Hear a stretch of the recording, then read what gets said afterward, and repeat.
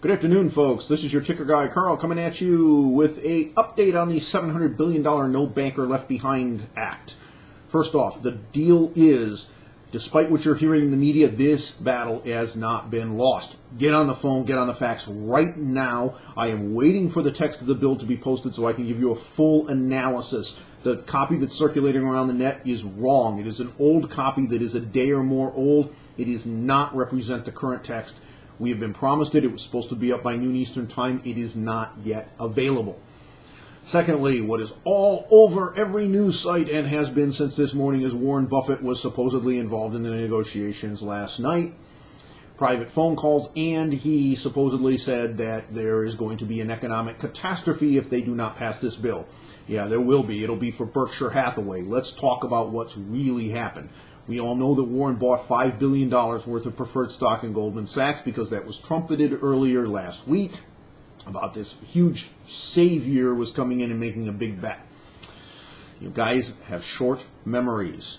It was not long ago that Warren Buffett also wrote, for $5 billion in premium approximately, a bunch of puts on the S&P 500. It's a private over-the-counter derivatives transaction. Exactly the same thing that he has been saying for 5 years are financial weapons of mass destruction.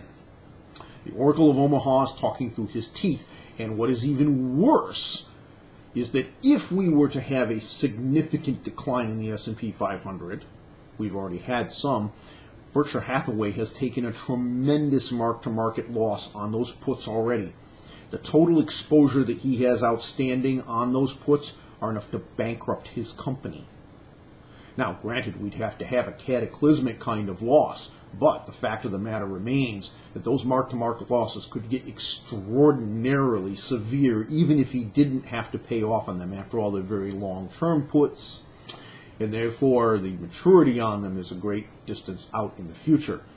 But make no mistake, folks, Warren Buffett is not an impartial observer in this campaign, and he's not talking in benefits of Main Street. He's talking in terms of what happens to Berkshire Hathaway. Don't believe for a minute that this has anything to do with financial catastrophes on Main Street. Oh, sure, there'd be an impact if we don't pass this bill. And folks, I am not, as I repeat, not advocating that we do nothing. That's a load of garbage. However, I will point out that Mr. Stiglitz, Nobel laureate in economics, has said there's no catastrophe that justifies this. There are 200 now economists based out of the University of Chicago that also say this plan is a bad deal. It isn't going to fix the problem, and it is the wrong solution. I've got a solution. There are other people that have solutions. Nouriel Rubini, by the way, is out this morning also saying it's a crock. All right? So we've got all kinds of people coming out here and saying this, and believe me, folks, the House and Senate people know this. Get on the phone. Public opinion is absolutely critical. As soon as I have more, I will update you. But you need to know that the Warren Buffett prognostications are just as self-serving as anybody on Wall Street. $5 billion in premium from puts on the S&P 500, huh? An index that is stuffed full of financial companies that have been cooking their earnings and juicing them with writing credit default swaps, speculating in commodities, and selling off shit sandwiches that they're calling mortgage-backed paper. Yeah, Warren, that was real smart. Maybe it's about time that you took a loss just like everybody else in this world has from owning that kind of crap paper. You wrote some of it. Your turn to step up, sir. Have a good day.